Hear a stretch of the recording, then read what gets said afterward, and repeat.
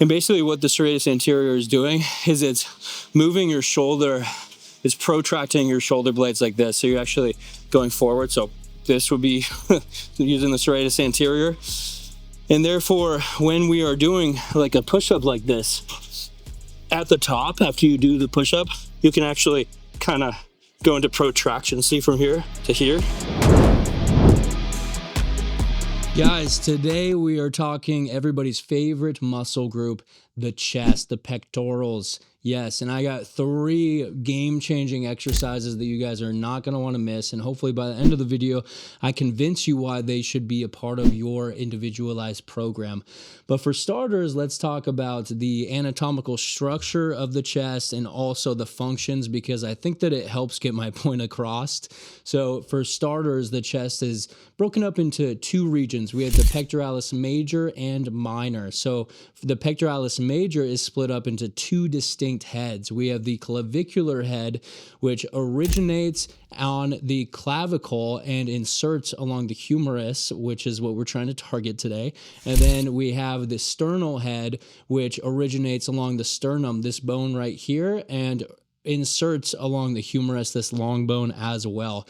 And then of course we have the pectoralis minor, which we can save that for another video. But anyways, the main function of the chest is humeral adduction, so bringing the humerus closer to the midline of the body. And then there's a little bit of flexion in there, especially with the clavicular head. There's a bit of flexion as well. Now the chest musculature goes a little bit deeper than that, but for our needs today, that's all you need to know. Additionally, the same deal is with the functions. But let's get into the first exercise.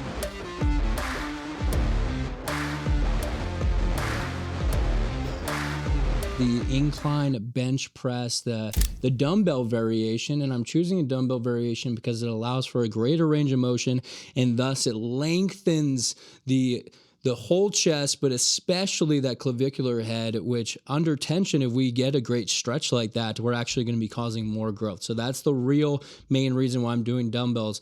But additionally, this is a great movement because it's a compound lift. We're working the glenohumeral joint of the shoulder to bring the humerus into adduction, and we're also working the humeral ulnar joint of the elbow in order to facilitate extension and use our triceps as secondary movers.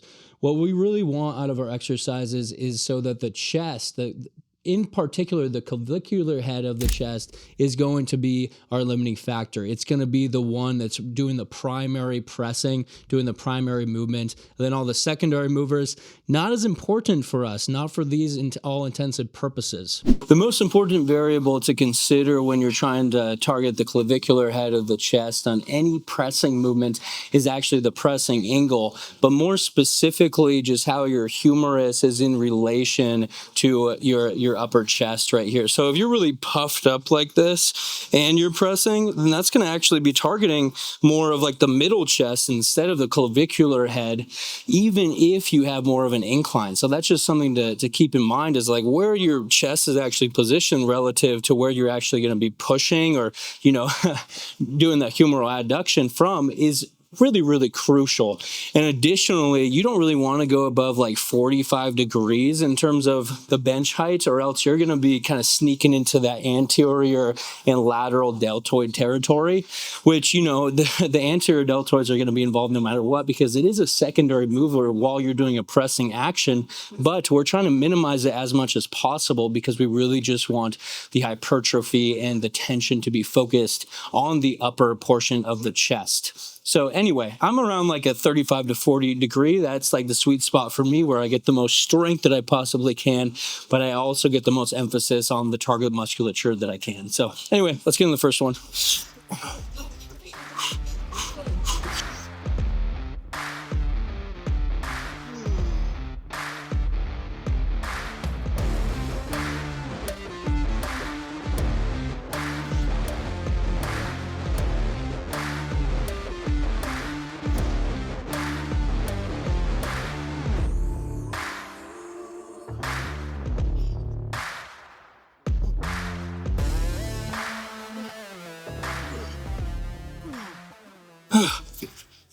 Oh man, That was actually really exciting for me because that was the first time, at least that first set of today's workout was the first time that I ever hit 8 repetitions with the 100 pounders, which is a huge milestone for me.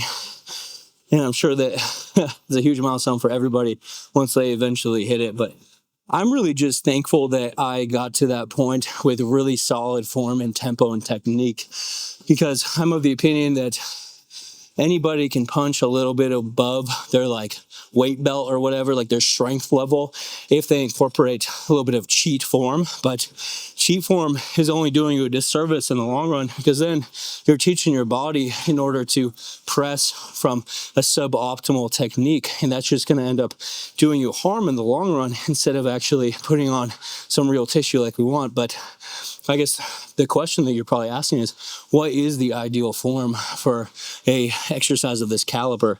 Well, you really want to encourage that lengthened position. So you really want to get your humerus into extension while you are doing the press. So when you're coming down, you really bring your elbows like behind your body and as far as your mobility will allow you to go.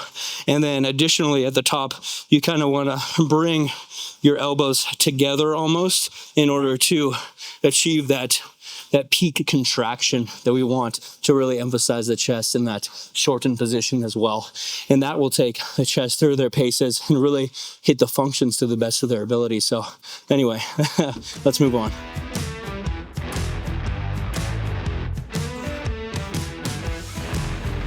Our second movement of today, our second like game-changing pressing exercise for the clavicular head is going to be the incline push-up, specifically a deficit push-up if you can make it happen. Now, this is great because it's another compound lift, working the glenohumeral joint for humeral adduction, but we're also working the humeral ulnar joint for elbow extension. And I just really like this exercise because it is a calisthenic movement. You can almost do it anywhere as long as you have the setup. And since we're providing that deficit, we get to really challenge the chest under that lengthened position. Let's get into it. The second exercise for today's episode is a very, very versatile one. And what I mean by that is you could do a upper chest push-up pretty much wherever you want, because it does not require external equipment. All you need is something to put your feet on, ideally. But even if you don't have anything to put your feet on, you could still make it happen. It just wouldn't be ideal in this case. But I think there's a lot of confusion out there with how to actually target your upper chest with a push-up. And what I mean by that is a lot of people would just assume that doing it this way, where you actually are on an elevated surface, is actually going to be the best way because it looks like an incline. And we know that usually an incline press is going to target the upper pecs. But this is actually a decline push-up, and the reason for that is because it's going to be targeting the lower, the pectoralis minor, just because of how your humerus is in relation to where you're pushing from. So by pushing down here, look, I'm angled in relation to the pectoralis minor. So just if you were to do it off of this type of surface, you would want your arms way up here in order to preferentially target the upper head of the chest. But doing it from an elevated surface where your feet are actually on the surface is actually going to be ideal, because for starters, it makes the lift a lot more, or the exercise rather, the movement pattern, the calisthenic movement pattern, a lot more challenging, since you are at a disadvantageous body positioning. But additionally, it's just going to help you really facilitate that upper chest growth. So let me demonstrate it real quick. So when you are down like this, you want to have the angle to where it's hitting your upper chest like this. So you don't want to be like this. You want to keep your core nice and rigid to neutralize your spine in order to be able to press from the upper portion of the chest, versus if you're letting yourself sag, this is just turning into like a flat or a decline press instead. So really keep that core tight. So anyway, you know what? Let's just get into the exercise. What am I dawdling?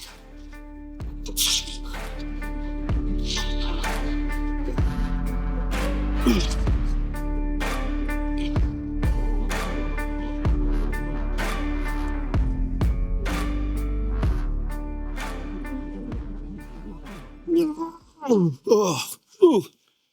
That is deceptively a challenging exercise, thankfully, because if I were to add weight to this lift, it would be extremely, extremely difficult unless I had like a fancy weight vest or I had somebody like duct taping stuff to my back.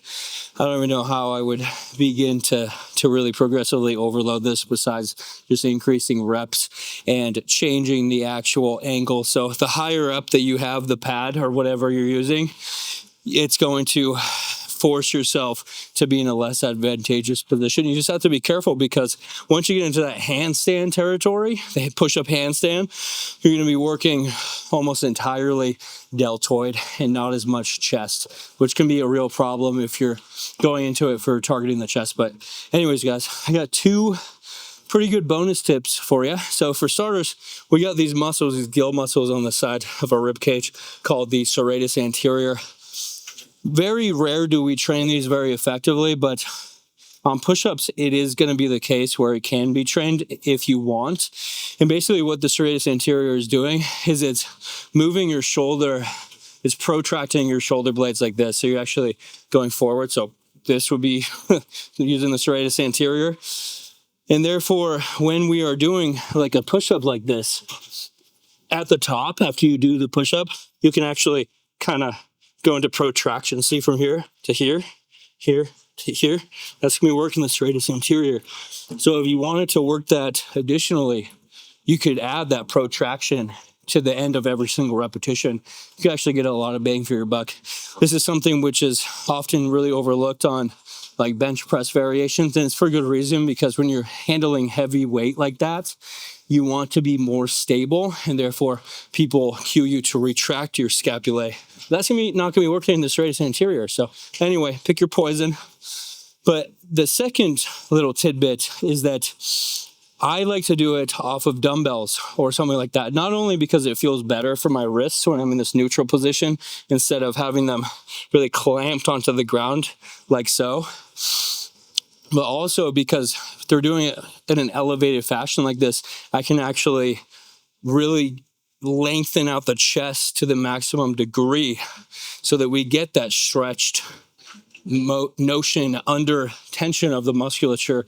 And that's just something that you don't get if your head or your chest is going to be hitting the ground before you actually get into that fully lengthened position.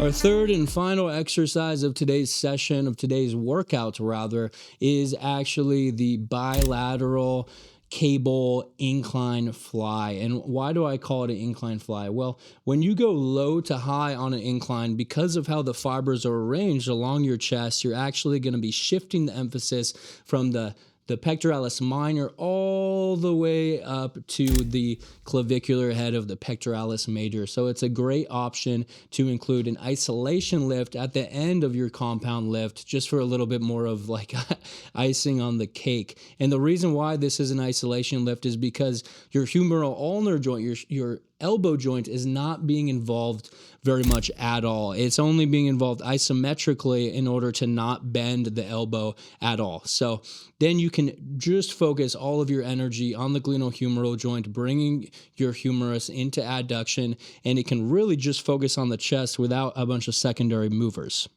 Let's get into it. Okay, so our final absolutely killer clavicular head exercise for the chest is going to be the low to high cable flies. And the reason why I kind of structured the program for today like this is because I wanted to start with a really heavy compound chest builder, the incline dumbbell bench. Then we moved on to another compound lift, but one that wasn't as overwhelming and as difficult, which was the incline push-up. And then we're finishing off with this exercise because it is a isolation lift, so we can just focus on the chest and take out the humeral ulnar joint of the elbow pretty much completely. So the real like deal with this exercise is you really want to get the setup right. But what do I mean by that? Well, we want the cables pretty far away from our body so that when we are fully extended out like this, we're actually lengthening our chest to a very large degree. If they were more inward, we wouldn't get as much of a stretch. So by keeping them out, like how I have them here, keeping them out actually stretches you out a bit more. And then see, there's still not that much of a stretch. So I'm actually going to step forward, and then there you go. Now I can really feel my chest being lengthened. So let's just get into the first set here.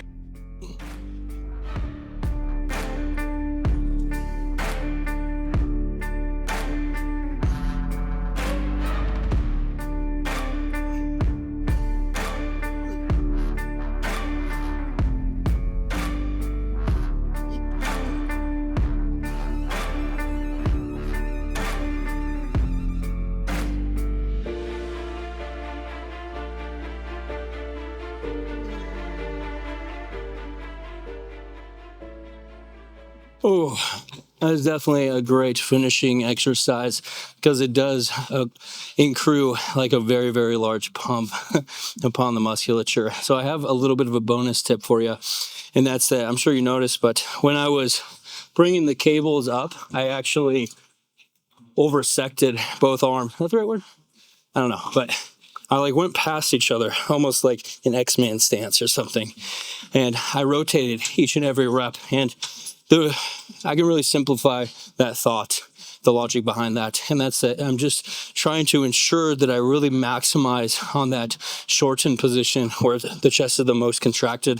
That's something that is really rare to get on most chest exercises. You don't get a lot of that like horizontal adduction of the humerus across the midline. Across the midline is really hard. Just to the midline, not that difficult. Across, very challenging. So I think that when you have an exercise that can easily do that, like this one can, you should really capitalize upon it.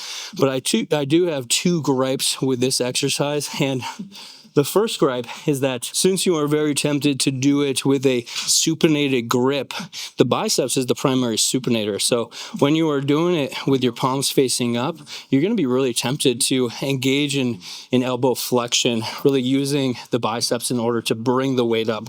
So that's something that you have to be very, very consciously aware of if you're going to do this exercise with a supinated grip, which I think is the most comfortable. And then additionally, you're not very stable since you're standing just, honestly, like in the middle of the gym almost, you're like really out here, and therefore you're not going to be that stable since you have nothing to really hold on to besides these cables that is just pulling you back. So that can be another consideration, but how would we fix these issues? Well, you could try doing the set with a neutral grip or a pronated grip. And then additionally, you could set up a bench. I chose not to do that today just because I wanted to show the basic version, but maybe that will be a future episode. But anyways, thank you guys so much for watching. Let me know what you think of these exercises. See you later. Bye.